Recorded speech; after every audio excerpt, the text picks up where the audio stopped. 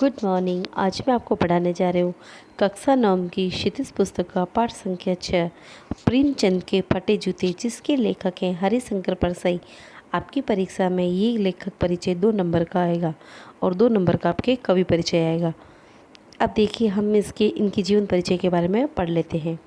हरिशंकर परसाई का जन्म सन 1922 में मध्य प्रदेश के होशंगाबाद जिले के जमानी गांव में हुआ था।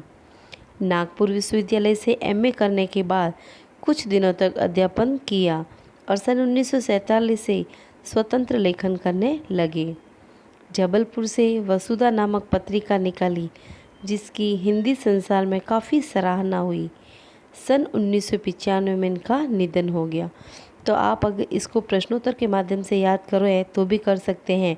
हरिशंकर परसाई का जन्म और मृत्यु तो सन 1922 और मृत्यु 1995।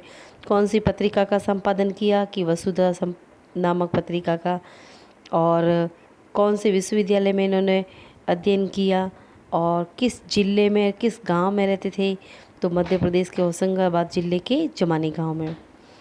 हिंदी के व्यंग्य लेखकों में इनका नाम अग्रगण्य है। व्यंग्यकार में हरिशंकर परसाई का नाम सबसे पहले आता है। परसाई जी की कृतियों में हंसते हैं रोते हैं जैसे उनके दिन फिरे, ये 2 कहानी संग्रह हैं। रानी नागफनी की कहानी, तट की खोज, ये उपन्यास है।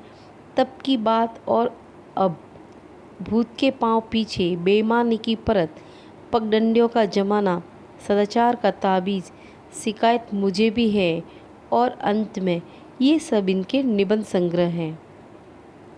वैष्णवन की फिसलन, तिरछी आँखें, ठिठुरता हुआ गणतंत्र, विकलांग श्रद्धा का दौर, यह इनके व्यंग्य संग्रह हैं, यानी व्यंग्यात्मक ग्रंथ हैं।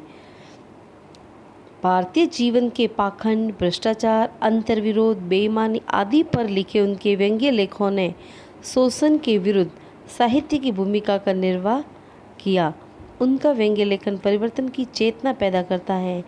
कहते हैं कि जब एक बार ट्रेन में सफ़र कर रहे थे तो सामने कोई पढ़े लिखे लोग बैठे थे। वो कह रहे थे हम अपने पिता का क्रियाकर्म करने जाते हैं।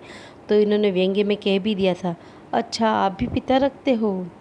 कहने का तात्पर्य है कि इस प्रकार से व्यंग्य के माध्यम से उन्होंने बताया। सामाजिक, राजनीतिक और धार्मिक पाखंड पर लिखे उनके व्यंग्य ने व्यंग्य साहित्य के मानकों का निर्माण किया।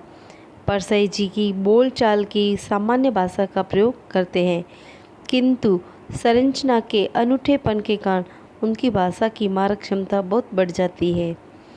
प्रेमचंद के फटे जूते शीर्षक निबंध में परसाई जी ने प्रेमचंद के व्यक्तित्व की सादगी के साथ एक रचनाकार की अंतर्वेदी सामाजिक दृष्टि का विवेचन करते हुए आज की दिखावे की प्रवृत्ति पर, अवसरवादिता पर व्यंग्य किया है।